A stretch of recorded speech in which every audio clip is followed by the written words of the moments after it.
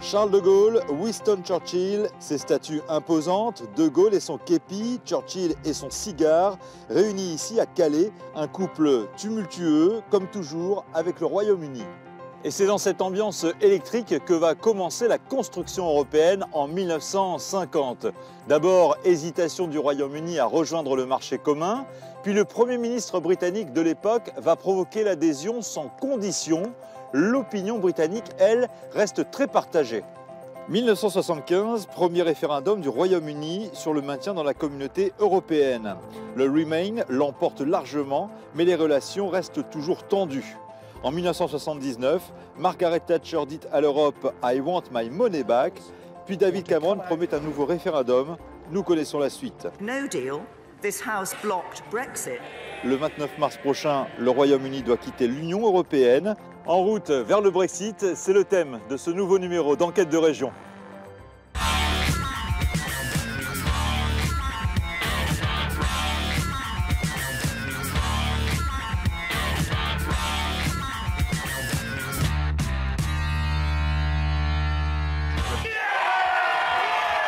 On n'a pas pu s'exprimer, c'est un peu frustrant. C'est frustrant. Les investisseurs aujourd'hui sont plutôt en wait and see position. On a pris du retard par rapport au Brexit, contrairement aux Belges ou Hollandais qui ont tout de suite eu une opportunité de nous prendre du trafic. C'est quand même mes racines. Je me sens prête à devenir française. Là, on voit quand même un recul à peu près de 30% des réservations. Je veux rester britannique, mais profite de la liberté. Bonjour Jean-Paul Mulot, vous êtes le monsieur Brexit des Hauts-de-France, notre représentant permanent au Royaume-Uni. Cette première question qui s'impose, est-ce qu'il faut s'attendre à un scénario catastrophe dans un mois au lendemain de la sortie du Royaume-Uni de l'Union européenne pour notre région des Hauts-de-France? La balle est dans le camp des négociateurs côté Union européenne et côté Royaume-Uni. Nous, ce que nous avons essayé de faire ici dans les Hauts-de-France, avec le président de région, avec la maire de Calais et avec le préfet, c'est avec l'ensemble des structures qui nous représentent, c'est d'anticiper et de se préparer à la fois au pire, mais aussi à des questions qui sont positives, et notamment le business, tout ce qui ici fait créer de l'emploi, du développement dans la région. Ça veut dire que les Hauts-de-France ont une carte à jouer dans cet événement historique du Brexit? Bien sûr, hein, je le rappelle, on a le général de Gaulle derrière nous. Hein. L'histoire, c'est quoi? C'est la rencontre d'un événement et de la volonté. La volonté de la région, elle a été de bien parler aux Britanniques, de continuer le dialogue après le référendum. Et donc de proposer des choses, d'essayer de développer des contacts avec les entreprises. C'est ce qu'on a appelé la politique win-win. L'économie, le tourisme, le commerce, le business, comme vous le disiez, ce sont autant de questions qu'on va voir ensemble tout au long de cette émission. Mais tout d'abord, comme dans tout divorce, choisir entre un de ses deux parents, choisir entre ces deux patries, c'est un choix impossible. Et pourtant, c'est un dilemme auquel sont confrontés les résidents britanniques ici dans notre région. Alors, elles, sont de plus en plus nombreux à demander la double nationalité. Et l'acquisition de cette citoyenneté, vous allez le voir, est un véritable parcours du combattant. Vous allez voir qu'aujourd'hui, c'est l'incertitude totale qui plane sur leur avenir dans ce reportage de Marie-Charlotte Perrier et de Florie Castin.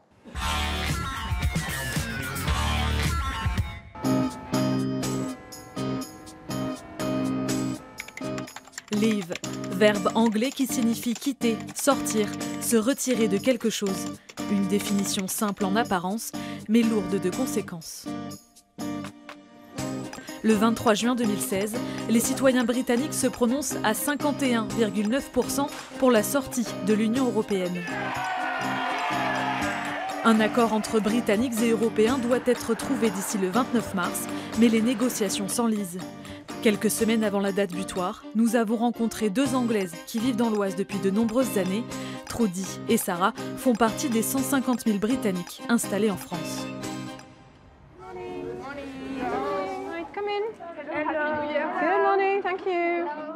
10 heures au Collège Blain. Ces élèves de 4e ont cours avec Trudy Westbrook-Bouquet, une Anglaise née à Londres en 1970. So, did you have a good holiday? Trudy est arrivée en Picardie à la fin des années 80 comme jeune fille au pair. Dans l'Oise, elle a rencontré son mari, puis fondé une famille. Désormais fonctionnaire, elle enseigne la langue de Shakespeare aux jeunes Français. This is a definition of something. Est-ce que le fait qu'elle soit d'origine anglaise, c'est un plus à ton avis? Bah oui, parce qu'elle prononce bien les mots. Ça nous apprend des choses sur Londres et tout, enfin, sur l'Angleterre. Mais à l'annonce du Brexit, Trudy craint de perdre son statut de fonctionnaire. En septembre 2016, elle entame les démarches pour demander la double nationalité. 8 mois plus tard, elle obtient sa carte d'identité française. Le fait d'aller à la préfecture pour la cérémonie, devant monsieur le préfet, de chanter la Marseillaise, que je chante d'ailleurs depuis bien longtemps, mais là, il y avait une petite sensation de fierté et d'appartenance, on va dire, oui. Parce qu'aujourd'hui, le Royaume-Uni, qu'est-ce que ça représente encore pour vous? C'est quand même mes racines. J'ai encore ma maman, un petit peu de famille là-bas, des amis, et on ne peut pas renoncer à ses racines. Le Royaume-Uni, c'est mon enfance, mon adolescence, et la France, c'est ma vie d'adulte. Après les cours, c'est l'heure de la pause en salle des professeurs. Hi everyone! Happy New Year! Trudy était présente au collège ce fameux 23 juin 2016, jour des résultats du référendum. Mais est-ce que tu te rappelles dans quel état j'étais le jour du référendum? Ah oui, dans le bureau. Ah oui, dans la salle de préparation au secrétariat du brevet, oui. Mes collègues n'arrêtaient pas de m'en parler et de me dire comment tu vas faire? Est-ce que tu vas devoir quitter l'éducation nationale parce que tu ne seras plus européenne même, et tu n'auras plus le droit d'être fonctionnaire. Donc ça m'a beaucoup travaillé quand même. Ça montre en fait l'amour qu'elle a du pays, l'amour qu'elle a de la France, d'être prêt à, on va dire, renier en partie, uniquement en partie heureusement, ses origines anglaises pour vraiment s'acclimater et s'intégrer parfaitement dans la culture française. La seule chose que ça va vraiment changer dans ma vie, c'est le droit de vote. Je vais pouvoir voter, et pas seulement pour les élections européennes, chose que je faisais jusqu'à présent. Trudy est désormais citoyenne française, avec tous les droits et les devoirs que cela implique. À l'approche du Brexit, d'autres Britanniques ont décidé de lui emboîter le pas. C'est le cas de son amie Sarah, originaire des Midlands anglais. On va à l'heure du jeu, oui. Allez, tu joues un petit peu? En 1999, elle a suivi son mari muté à Beauvais. Ils ne sont jamais repartis. J'avais déjà étudié le français, j'aimais beaucoup la France. On voulait vraiment tenter l'aventure de venir habiter dans un autre pays. On se sent très bien, on est bien accueillis. On n'a jamais eu de soucis administratifs. Franchement, on est chez nous, en quelque sorte. Voilà. Après 20 ans passés dans l'Oise, Sarah s'apprête justement à se lancer dans les soucis administratifs. Pour remplir son dossier de naturalisation et fournir tous les documents officiels, la mère de famille fait appel à une amie traductrice. Je viens te voir par rapport à mon dossier pour la naturalisation. Ouais. Donc j'ai plein de documents qui ont besoin d'être traduits. D'accord. Il y a donc les actes de naissance. Entre les traductions et le timbre fiscal, un dossier de naturalisation coûte environ 200 €. Le prix à payer pour devenir français. Voilà. Donc, vu que la date du Brexit approche à grands pas, vaut mieux y aller assez vite, je pense, pour vraiment être dans les temps. Je me sens prête à devenir française. Cela fait 25 ans que Nicole traduit des documents juridiques de l'anglais au français. Depuis l'annonce du Brexit, plusieurs Britanniques sont déjà venus la voir pour leur dossier de naturalisation. Je pense qu'effectivement, il va y avoir plus de demandes de la part de citoyens britanniques. En lien avec le Brexit, vous pensez? Je pense, oui. Oui, parce que, évidemment, en ce qui concerne la situation professionnelle aussi des résidents, enfin des citoyens britanniques qui travaillent en France, peut-être devront-ils revoir leur copie ou changer de plan de vie, tout simplement. Sarah devra s'armer de patience. Loin d'être une formalité, la demande de citoyenneté est une démarche longue et fastidieuse. Seule l'administration française pourra décider de son destin et de celui de sa famille. Would you care to sit with me for a cup of English tea? Very twee, very me. Prête à devenir française sans renier les vieilles traditions. Régulièrement, Sarah et sa fille de 20 ans, Fiona, invitent Trudy et une autre amie anglaise pour le thé. Scones? Oh yes. Si vous deviez définir le Brexit en quelques mots, vous diriez quoi? Qui va se lancer? Une catastrophe. On est en France depuis plus de 15 ans et du coup on n'a pas le droit de vote au Royaume-Uni. Donc vous n'avez pas pu vous exprimer. On n'a pas pu s'exprimer. Et c'est toujours un peu l'incompréhension c'est un peu frustrant. C'est frustrant. Surtout c'est qu'on est très concerné par Oui. cette question spécifiquement, comme on est justement concerné par les conséquences possibles du Brexit, puisqu'on n'habite plus en Angleterre. Est-ce qu'on va avoir le droit de rester ici? Notre avenir, il est un petit peu incertain. Face à ces incertitudes, elles ont toutes demandé la double nationalité. Mais devenir français n'est pas aussi simple qu'on pourrait le penser. Donc, ce sera à ton tour bientôt? Oui, j'espère, oui. Ce sera peut-être d'abord ma fille, oui. Une fois qu'on a envoyé le dossier pour la naturalisation, on est convié à un entretien à la préfecture pour juger de notre capacité à intégrer la société française, nos connaissances culturelles. Il y a un livret du citoyen dont il faut prendre connaissance qui fait 27 pages avec les principes de la République, mais aussi des dates clés dans l'histoire de la France. Trudy, Jane, Sarah et Fiona sont loin d'être des cas isolés. Dans l'Hexagone, plus de 1500 citoyens britanniques ont obtenu la nationalité française en 2017. C'est 4 fois plus qu'en 2015.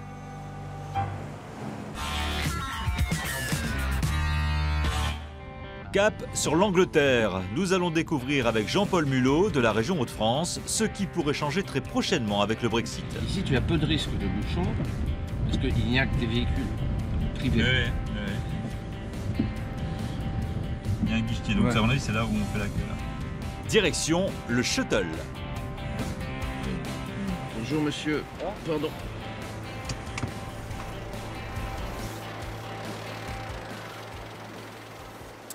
Alors comme vous l'avez vu, nous sommes passés facilement à ce premier contrôle douanier ici sur le poste frontière côté français. Mais pour combien de temps encore? Surtout pour les entreprises qui ont tissé leur activité de part et d'autre de la Manche, comme la sidérurgie, la pêche ou encore l'automobile. Laurent Navès et Jean-Marc Vasco nous détaillent les obstacles qui se profilent pour l'activité économique.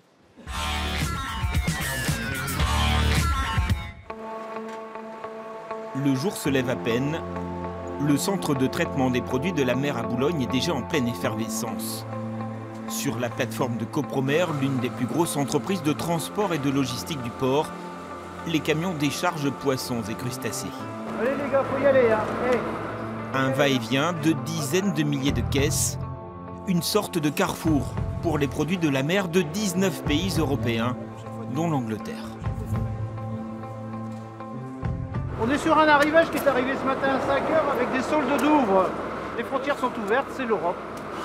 Vous ne devez pas présenter votre carte d'identité. C'est comme quand vous prenez l'avion.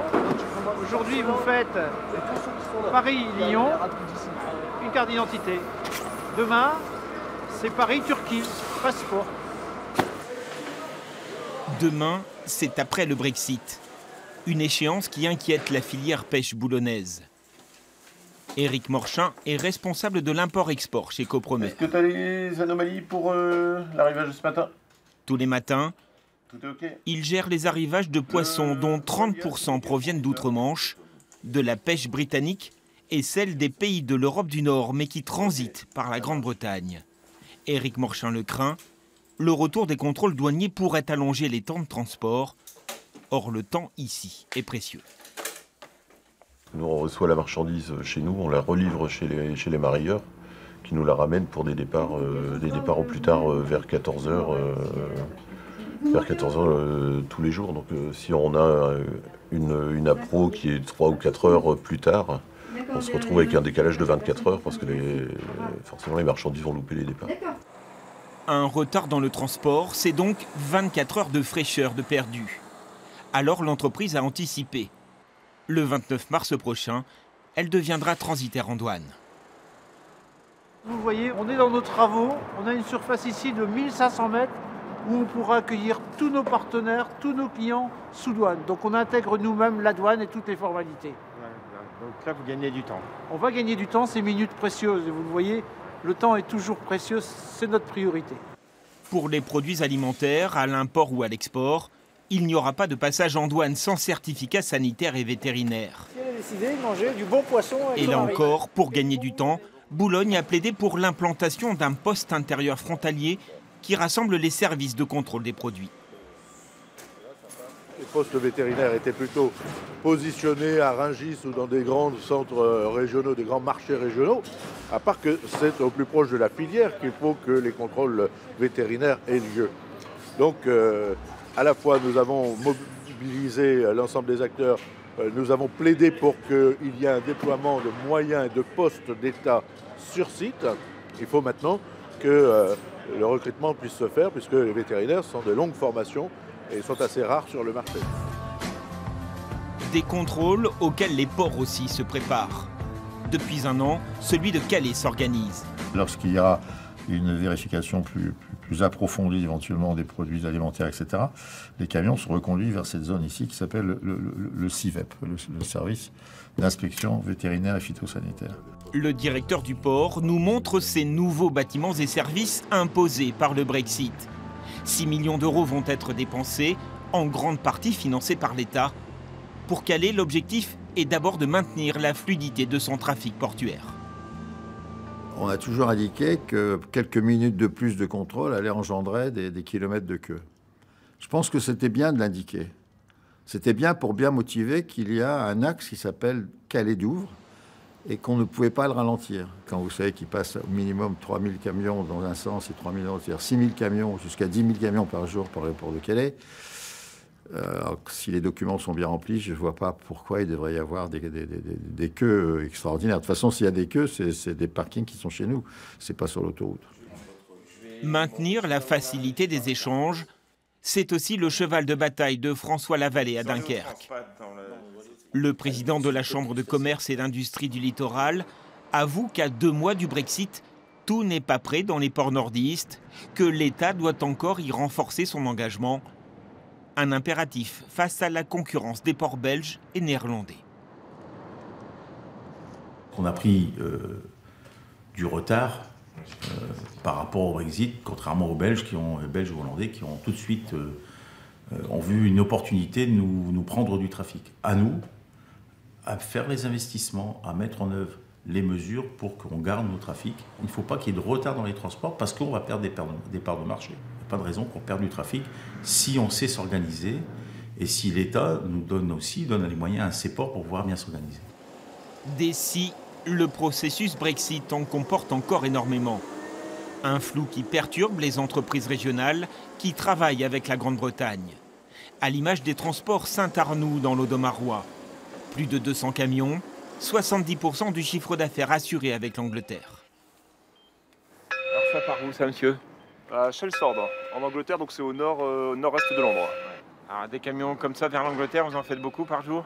Tous les jours on en fait, alors en forte saison ça peut monter jusqu'à 50 camions quoi. Au total, 45 000 traversées en 2018. Mais TSA a beau être le premier transporteur régional vers la Grande-Bretagne, beaucoup de ces questions restent sans réponse sur l'évolution de son activité après le Brexit. Hier, on a reçu un client, il nous demandait ce qu'on allait faire pour le Brexit. Ben, on ne sait pas plus qu'eux, quoi. Aujourd'hui, on n'est pas plus avancé qu'eux. Un client britannique? Un client britannique, oui. Il y a des gens qui travaillent là-dessus tout le temps, ils ne savent pas. Donc nous, on est comme eux, on ne sait pas vraiment ce qui va se passer réellement. De toute façon, on ne sait pas, mais on s'adaptera. Parmi les marchandises transportées par TSA, la bière de Saint-Omer et des brasseurs de Gaillan à Arques. Logique, les 3 entreprises sont dirigées par le même homme, André Pecker.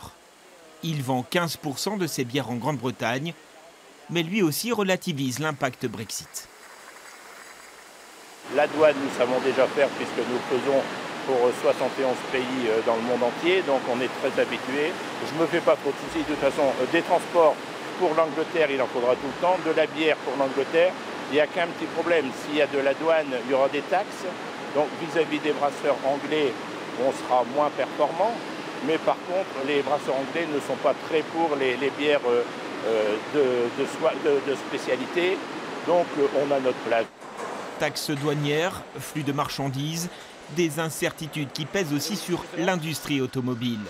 Mais ni Renault à Douai, ni Toyota à Onnin n'ont accepté de nous en parler. Un enjeu industriel que va nous détailler Yves Pitolet, directeur de Nord France Invest, l'agence de promotion économique de la région. les constructeurs automobiles ici en région fonctionnent avec quelques heures de stock. Ils n'ont pas un jour, ils n'ont pas 2 jours de stock, ils ont quelques heures. Donc quelques heures de retard dans la livraison de pièces, ce sont des lignes de production qui s'arrêtent. C'est juste pas possible. L'agence accompagne les entreprises étrangères désireuses de s'installer en Hauts-de-France. Et la perspective du Brexit a pour elle un autre effet. Okay, très bien. On passera par le bureau de Londres ou pas? On passe par le bureau de Londres. Pour le voir. Ouais. En un an, le nombre de contacts avec des entreprises britanniques a doublé. Heure locale sur le coup des 10 heures. 20 minutes après. Ouais, 20 minutes après. Nous avons une trentaine de dossiers actifs, donc de discussions que nous avons avec des entreprises britanniques. Encore une fois, le sujet, ce n'est pas quitter le Royaume-Uni pour venir ici. Le sujet, c'est comment être des deux côtés de la Manche pour garder un pied au Royaume-Uni, parce qu'ils n'ont aucune raison de le quitter, et d'avoir en même temps un pied dans les Hauts-de-France, donc dans l'Union européenne, pour préserver cette appartenance.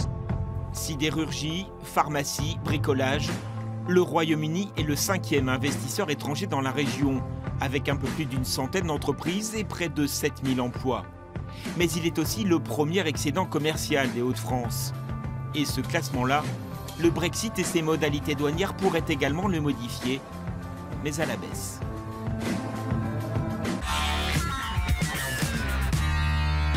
Thibault Rougelot, vous êtes le chef du pôle action économique à la direction des douanes de Dunkerque. Bonjour. Bonjour. Expliquez-nous ce que vous faites là aujourd'hui et en quoi votre métier va évoluer, va changer le 30 mars ce matin lorsque le divorce sera prononcé entre l'Union européenne et le Royaume-Uni.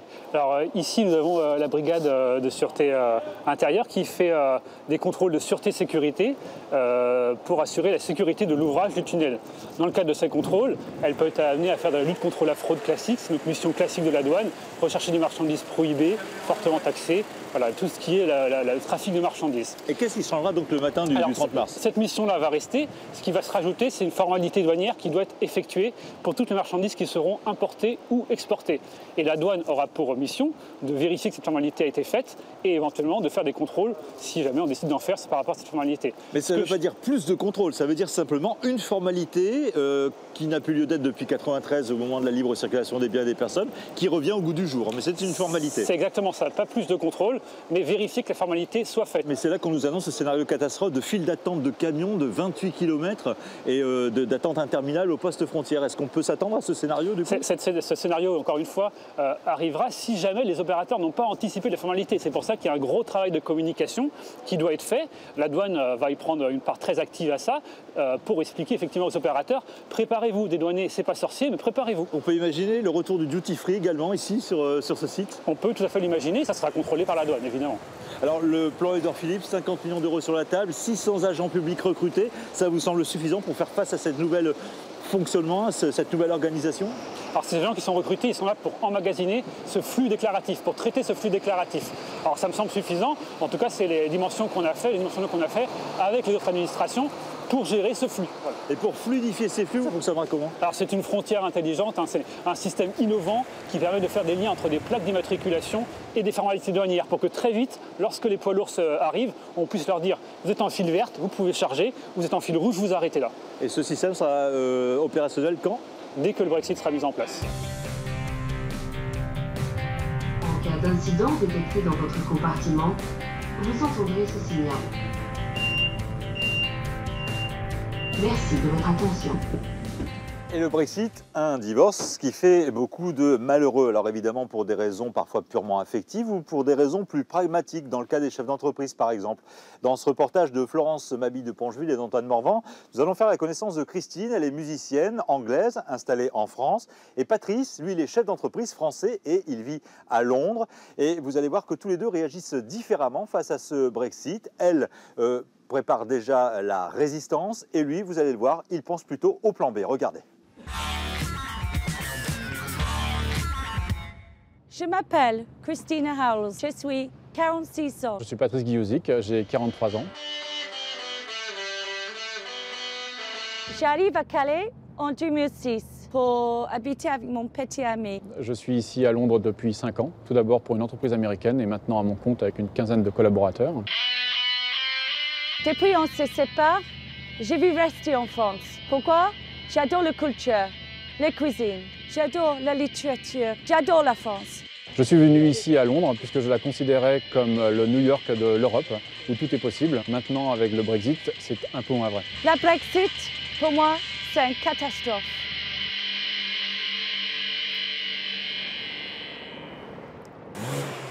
La Manche les sépare, mais la question du Brexit les réunit. Patrice Guiozic a créé sa start-up installée dans cet incubateur du quartier de Southbank à Londres, sur la rive sud de la Tamise. Son logiciel pour consommer responsable a séduit les grandes entreprises d'eau et d'énergie. Mais être dans l'air du temps ne suffit pas quand le vent se lève. On est plutôt dans une période d'attentisme et d'incertitude. Donc les investisseurs aujourd'hui sont plutôt en wait and see position, dans le sens où ils préfèrent garder leur cash chez eux plutôt que l'investir à risque dans une entreprise en croissance. Il y a beaucoup de consommation pendant l'été, les gens qui arrosent le jardin. On se doit de gérer l'incertitude, c'est le propre d'une start-up. Néanmoins, ça ajoute une incertitude supplémentaire et pas des moindres, puisqu'au niveau de la réglementation, par exemple, notre secteur est très réglementé d'un point de vue eau ou énergie. C'est un peu l'inconnu pour les années qui viennent du fait de ce Brexit, notamment les lois qui reposaient sur des lois européennes peuvent être amenées à changer en bien ou en mal pour nous. Oui, fort.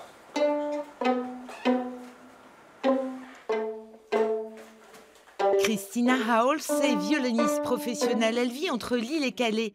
Difficile pour elle de garder le légendaire flegme britannique. C'est très dur à avaler, très dur. Et parfois, j'ai pleure parce que je sens, entre guillemets, seule. Si, la, sol. Mais je ne suis pas seule parce que j'ai beaucoup d'amis et puis beaucoup de soutien pour mes collègues. Ils m'écoutent. C'est comme un divorce. Voilà, ça va aller. Yeah, nigga, I'm still fucking with you. Still waters run deep. Yeah, nigga, I'm still fucking with you. Still waters run deep. For business.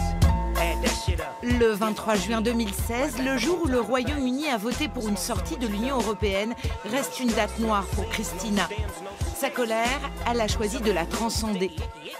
Patrice, lui, a opté pour un pragmatisme très anglo-saxon, à l'opposé de l'angoisse éprouvée par la musicienne britannique.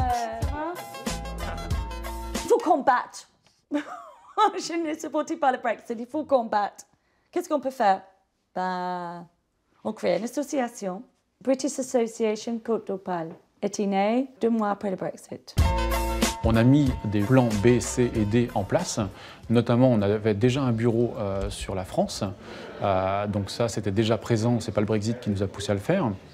Mais ça nous fait un plan B de repli, non pas pour nous en tant que personne, mais pour la vie de l'entreprise en elle-même, notamment pour la gestion des données personnelles. Là, vous êtes en pleine discussion avec une autre chef d'entreprise de cet incubateur. Tout à fait. Agnès est hongroise. Elle a les mêmes problématiques en tant que chef d'entreprise par rapport à ses clients, sa chaîne d'approvisionnement qui est située en Europe, alors que ses opérations sont ici en Angleterre. Donc, a priori, elle est toujours contente d'y être. Mais ça lui pose beaucoup d'incertitudes également. With some of our clients and the R&D here. Et comment vous vous informez alors de ce qui se passe? Alors moi je lis plutôt le Guardian ici qui est plutôt favorable à un Brexit soft, on va dire, doux, ou voire pas de Brexit du tout. Et en France, je lis, en tant que breton d'origine, le Ouest France, qui a une opinion assez ouverte également sur l'Europe. Mais effectivement, on a plus de questions que de réponses. So the question was, how do we keep up to date our knowledge on what to do next? Every minute. Every minute. Dans ce flou ambiant, une réalité émerge. Patrice a vu baisser le nombre de candidatures de jeunes diplômés étrangers.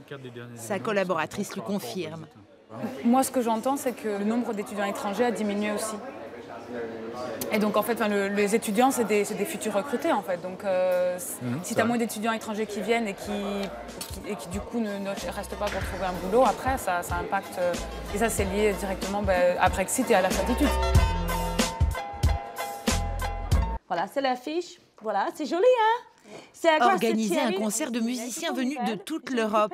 Christina a choisi de répondre à sa manière au Brexit qui approche à grands pas, avec ses menaces sur l'exercice de son métier. Si je veux aller plus tard jouer en Espagne, ou aller chanter un orchestre en Italie pour 3 semaines, ou aller jouer en Luxembourg, est-ce que j'ai besoin d'un visa? Est-ce que de ces pays-là? Vous-même, vous avez peur? Oui, ça m'a fait peur. Je suis propriétaire, j'ai arrivé à acheter mon studio en janvier 2017. Et puis, je dis, j'ai mon studio. Si le gouvernement français décide, voilà, vu dans le Brexit, il faut maintenant sortir chez nous du territoire français. Vous n'avez pas le droit de rester, voilà, ça fait peur. Vous seriez prête à prendre la nationalité française, du coup? Non, non, je veux rester britannique, mais profite de la liberté d'aller où je veux, travailler en tant que citoyenne libre. Je suis citoyenne européenne, point. Love, love, love. Love, love, love. Moi, je suis kebab shop. Love, love, love. Patrice, est-ce que ce Brexit vous pose aussi la question très concrète? Est-ce que vous avez engagé une procédure de résidence, voire demander un passeport anglais? Là, je pense, à minimum, on va demander un residence permit, le droit de résider ici au Royaume-Uni, quel que soit le résultat du Brexit, à minima, dans les jours et semaines qui viennent, avant la date fatidique du 29 mars, connue à ce jour. L'étape ultime serait de demander une double nationalité pour rester à tout prix. Qui se décide, et ce sera très bien. Voilà, ouais. C'est juste ce que passe à l'on autre veut. chose. Qui se décide. Il faut enlever l'incertitude. Patrice et son épouse sont propriétaires de leur appartement londonien. Leur fille cadette est à l'école publique anglaise, l'aînée dans l'un des lycées français de Londres. Le Brexit bouscule cet équilibre. La plus jeune retournera donc l'an prochain dans le système français. Quant à la grande, pourra-t-elle s'inscrire à l'université anglaise? La start-up continue à la maison parce qu'effectivement, on est en mode très adaptable et on doit aussi faire face à l'inconnu. C'est-à-dire qu'on doit quand même vivre le jour de manière sereine, entre guillemets, mais on se remet en question, en cause, par rapport à nous, d'eux, mais aussi aux enfants, pour évoquer le monde des possibles. Voilà, ça offre peut-être pas de possibilités, mais en tout cas, on essaie de trouver plusieurs possibilités sur le futur et le devenir.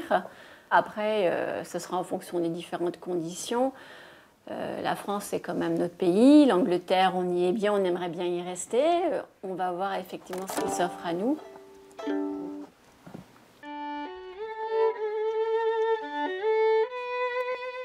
Il pourrait peut-être avoir une happy end? Pour l'instant, on ne voit pas clair. On voit que les manches grises quand le soleil n'est pas là. Et là, c'est montrer notre humeur, en fait. C'est une grande chance d'être ici. Ce sera une grande chance de retourner en France. Je pense que voilà. On reste optimiste. Il faut. À la mode anglaise, très pragmatique, mais optimiste aussi pour le lendemain. Le Brexit, tragédie shakespearienne ou mauvais feuilleton télé, seule certitude, ce spectacle, Patrice et Christina le jouent, bien malgré eux.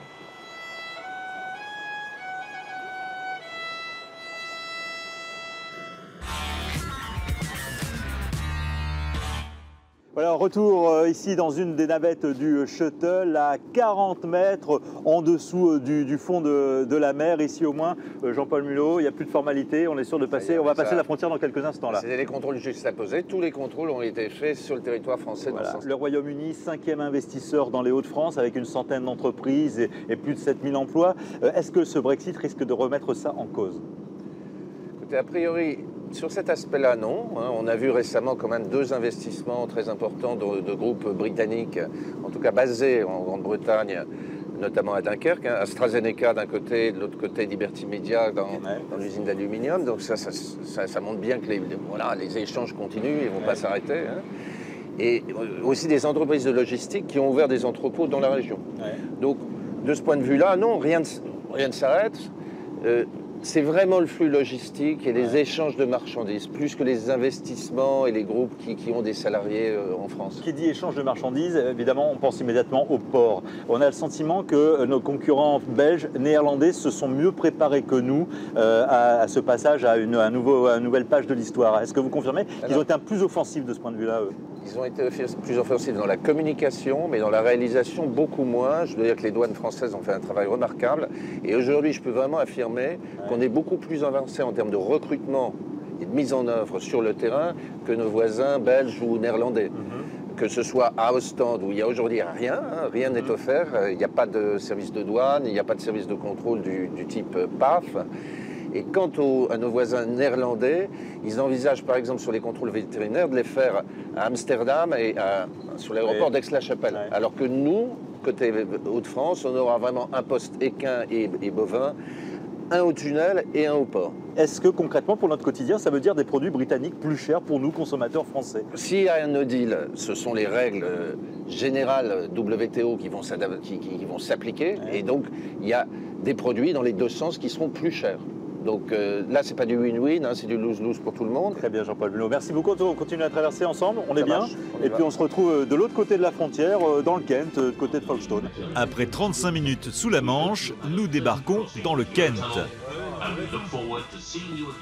Malgré le Brexit, le tunnel reste le lien fixe qui accroche la Grande-Bretagne à l'Europe.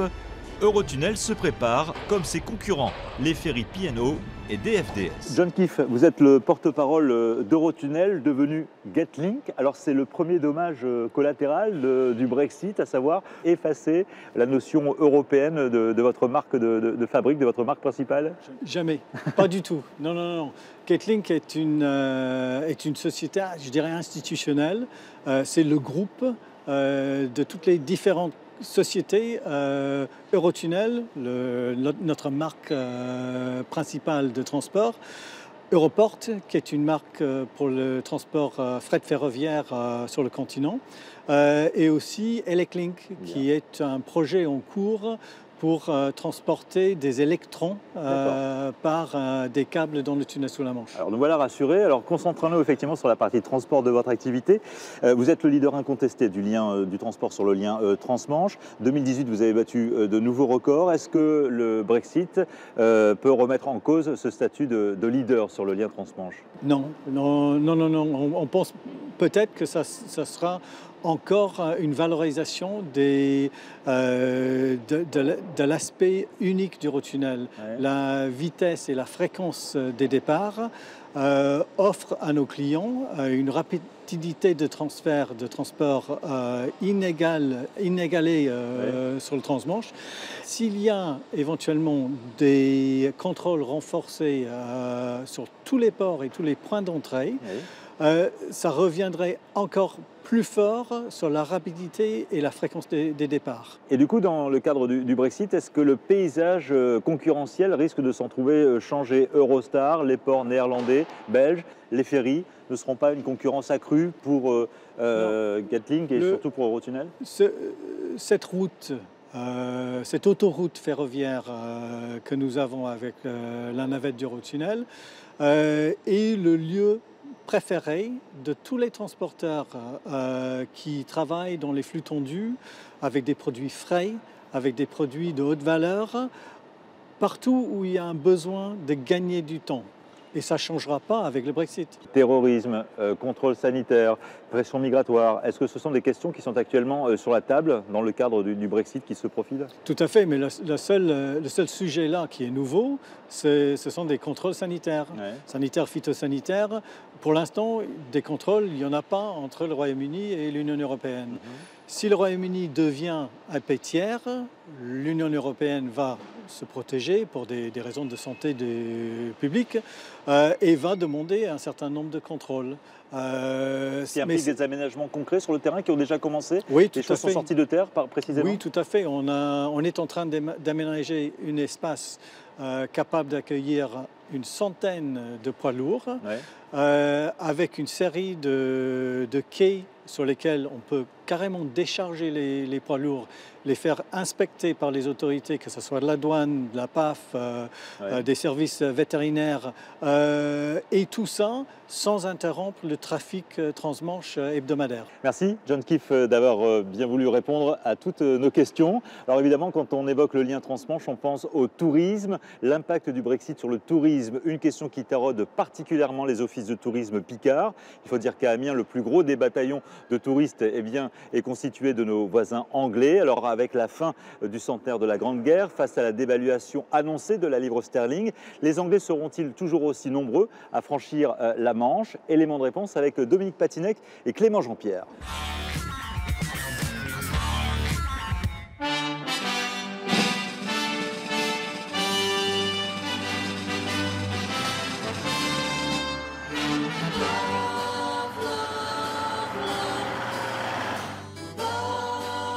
Les routes de la Somme leur sont devenues familières. Depuis plus de 20 ans, Marc et Hélène sillonnent l'ancien champ de bataille de la Première Guerre. Marc est pompier dans le célèbre comté de Nottingham. Un jour, un collègue l'emmena dans le nord de la France. Coup de foudre, passion dévorante pour cette histoire émouvante. Le couple arpente ce territoire et ses cimetières en toute saison. You come every year for that? Every year. Yeah, every single year, yeah. Why do you come in winter? Because you can understand what they went through, you know. I mean, we've got nice big thick coats and we can go and have a warm and have a cup of tea and get nice and warm. Those lads were stuck in the trenches for weeks at a time, wet, cold. Marc et Hélène se sont tellement attachés à la mémoire de ces hommes qu'ils ont décidé d'acheter une maison dans la Somme. Ils prospectent les environs. Le Brexit ne les arrêtera pas. La France les séduit. You know, people are getting quite worried about it, about what's going to happen post-Brexit. We still enjoy it, and we'll carry on enjoying it even after Brexit.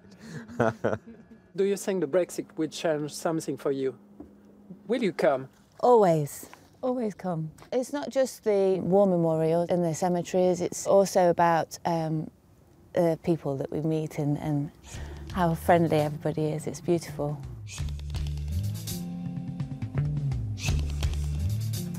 Dans les Hauts-de-France, le tourisme se nourrit en premier lieu de la mémoire. Bienvenue chez Vic et Diane. Le couple est accueillant. Les chats errants ne s'y trompent pas, trouvant refuge au milieu des obus et des casques allemands. Vic est guide des champs de bataille, européen convaincu, dépité par le Brexit. Je pense que le Brexit c'est catastrophique. Pas seulement pour Grande-Bretagne, mais pour l'Europe en général, c'est pas une bonne idée. Vic était journaliste en Angleterre. Une interview a changé sa vie. Un entretien avec un vétéran de la Grande Guerre. Son portrait trône dans sa maison. Vic vit là où il a combattu. Les Britanniques ont tissé un lien particulier avec ce conflit. Seront-ils aussi nombreux demain?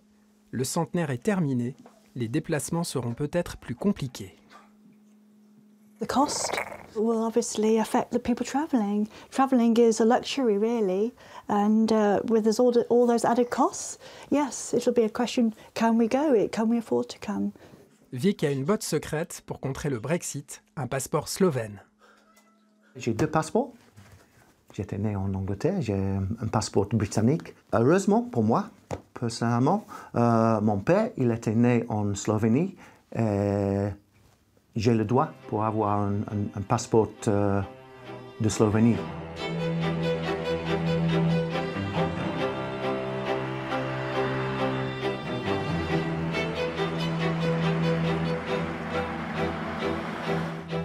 Les Anglais sont rares dans les cimetières militaires en cette saison. Pour travailler, il faut compter sur les Australiens.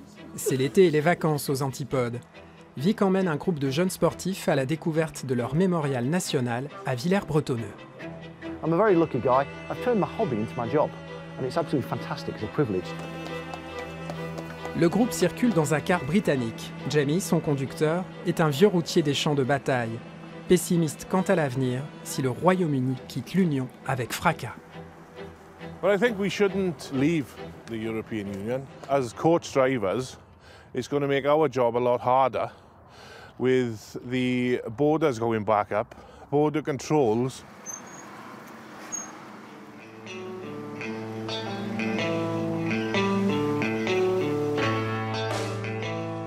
Que feront les autocaristes si des frontières se dressent à nouveau entre les deux pays? Cette question, Thierry Gourlin se la pose lui aussi. Avec son association, Thierry a créé un musée souterrain à Albert, Somme 1916. Les Anglais aiment beaucoup l'endroit. Sacrée collection. Casserait-pointe, ah oui. Ben, les casserais-pointes, ouais, c'est tout au début de guerre, hein. C'est simplement du carton bouilli. Hein. En 2018, 75 000 personnes ont arpenté le musée. Un tiers de ses visiteurs étaient britanniques. Vous pensez que les Anglais resteront fidèles? Oui, les Anglais, oui, pour diverses raisons. On sait tous, les tombes sont ici, donc le recueillement sur les tombes, pour eux, c'est primordial. Alors, il faut savoir aussi qu'il y a des groupes qui viennent du sud de l'Angleterre sur la journée. Hein. Donc, ce qui veut dire qu'ils partent le matin vers 3 h du matin et retournent le soir. Alors, bien sûr, Brexit, frontière, beaucoup plus de temps passé à l'aller comme au retour. Je ne sais pas s'ils arriveraient encore à organiser leur voyage sur une seule journée. Cette actualité est scrutée par les comités de tourisme. François Bergès dirige celui de la Somme. Nous le retrouvons devant la cathédrale d'Amiens, monument le plus visité des Hauts-de-France. 600 000 personnes ont découvert ce bijou gothique en 2017, dont nombre d'étrangers. Les Anglais sont les premiers clients venus d'ailleurs dans la cité picarde. Nous sommes assez inquiets, oui, effectivement. Alors les conséquences sont un ralentissement de la fréquentation britannique, une baisse du pouvoir d'achat avec une dévaluation de la livre sterling par rapport à l'euro, et donc moins de séjours, bien entendu, programmés en France. Tous les professionnels rencontrés le disent, les Anglais sont d'excellents clients qui ne regardent pas à la dépense quand ils sont contents. Dans l'Aisne, le camping de Berny-Rivière s'est fait une spécialité de les accueillir. En avril dernier, les touristes se réjouissaient d'un temps digne du sud de la France. L'avenir sera-t-il orageux? Pas forcément. C'est une clientèle qui est exigeante. C'est un marché qui est très consommateur, même en ce moment, enfin à l'aube du Brexit. On voit que les réservations sont à la hausse. Le poste de dépense en termes de vacances est primordial, c'est essentiel.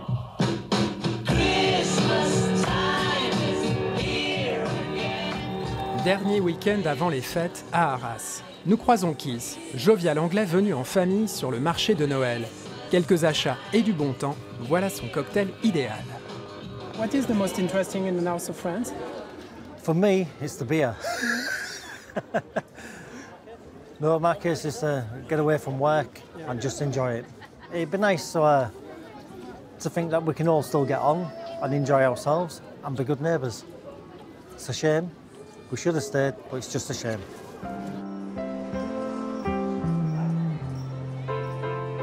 À Arras, il y a une autre clientèle à ne pas négliger. Les Anglais de passage, faisant une halte sur la route du Sud. Dans cet hôtel ce jour-là, 8 chambres ont été réservées par des Britanniques. James, Tracy et leurs enfants rejoindront leur chalet dans les Alpes quelques heures plus tard. I just hope it will carry on, that it's easy to get here, easy to stay. You know, we are not in the euro, so that makes no difference. So we still have to change pounds to euros. That's fine. We go to France a lot, and obviously it needs to be easy in terms of the border control and getting over here. Sometimes we bring our dog, so simple things like that need to be easy as they are at the moment. L'incertitude, voilà ce qui mine les voyagistes devenus prudents. Wait and see, attendre et voir. Le tourisme britannique, c'est quelque chose qui pèse lourd dans le chiffre d'affaires de l'établissement?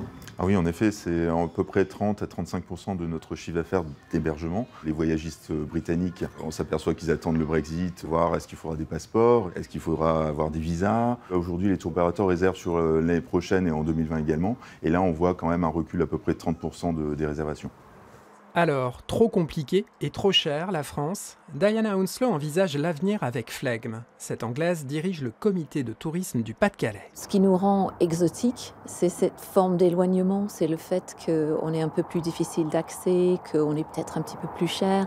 Du coup, je crois qu'il y a une clientèle qui ne le lâchera pas. Là où c'est avantageux pour nous, c'est qu'on n'est pas très loin. Traverser la Manche, venir manger dans un bon restaurant, dormir dans un bel hôtel et puis rencontrer les Français, ça reste largement à la portée. L'enjeu est de taille. Avec plus d'1 100 000 nuitées enregistrées en 2017, hôtels et campings confondus, les Britanniques décrochent la médaille d'or haut la main dans les Hauts-de-France. Même si le Brexit passe par là, il faudra continuer à les séduire. C'est le cas à la carrière Wellington, à Arras. Refuge des soldats pendant la guerre, plébiscité par les Anglais, la carrière a enregistré une fréquentation record en 2018.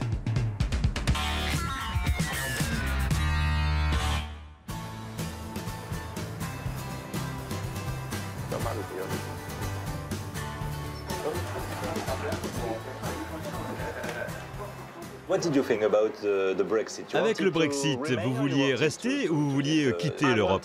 Je voulais quitter l'Europe. Je pense que c'est mieux pour nous.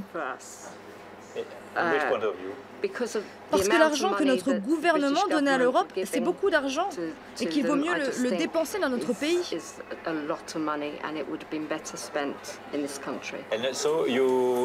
Vous avez voté lors du référendum? Vous avez voté pour le Brexit? Oui, je l'ai fait. Et vous avez beaucoup de clients français dans votre pub? Oui, j'en ai beaucoup qui séjournent à l'hôtel et qui viennent ici pour manger ou pour boire un verre. Et vous n'avez pas peur de les perdre? Non, je ne pense pas que nous allons les perdre. Ça restera pareil. Bon, Jean-Paul, je viens de discuter avec Leslie, la patronne des lieux. Elle me dit, elle, quitter l'Union européenne pour les pêcheurs, pour le pouvoir d'achat, pour les médicaments, c'est ce qu'il y a de mieux. Vous partagez son analyse? À la limite, on la vit dure, mais 2-3 chiffres, hein, sur les pêcheurs par exemple. Le poisson britannique, il est transformé majoritairement en France, à côté de Boulogne. Donc très sincèrement, je ne vois pas ce qu'ils ont à gagner sur ce terrain-là. Sur les médicaments, il y a 40 millions de boîtes de médicaments qui sont importées vers le UK tous les ans. Donc je sais bien que le but, ça a été un grand truc et que la défense de la NHS, mais aujourd'hui, la sécurité sociale, les hôpitaux britanniques, tout ça malheureusement, c'est pas solide. Les Anglais ont été bernés dans cette affaire, on leur a clairement menti. On leur a donné une information qui n'est pas exacte, et en tout cas qui n'est pas complète au moment du référendum, c'est ça le problème. Est-ce que pour l'Europe, ça peut être aussi bénéfique de se séparer du Royaume-Uni, qui n'a jamais été un vrai moteur, qui n'a jamais été vraiment partie prenante dans la construction européenne? L'Europe, elle a été solide parce que c'est un marché large et qui est ouvert notamment sur le monde anglo-saxon au travers de l'Angleterre.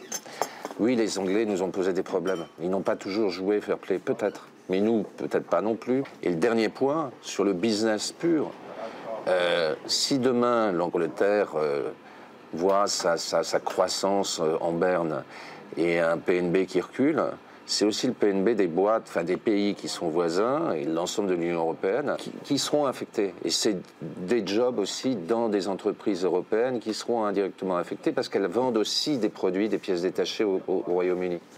Merci beaucoup, Jean-Paul, de nous avoir accompagnés tout au long de cette traversée. À une prochaine fois. À bientôt. Merci beaucoup. Bye.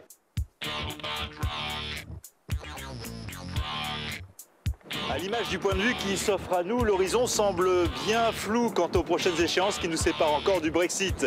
La vide tempête qui souffle sur les relations entre le Royaume-Uni et l'Union européenne n'est pas près d'être levée. C'est la fin de cette enquête de région. Vous pouvez retrouver notre émission sur notre site internet hdf.france3.fr. À bientôt.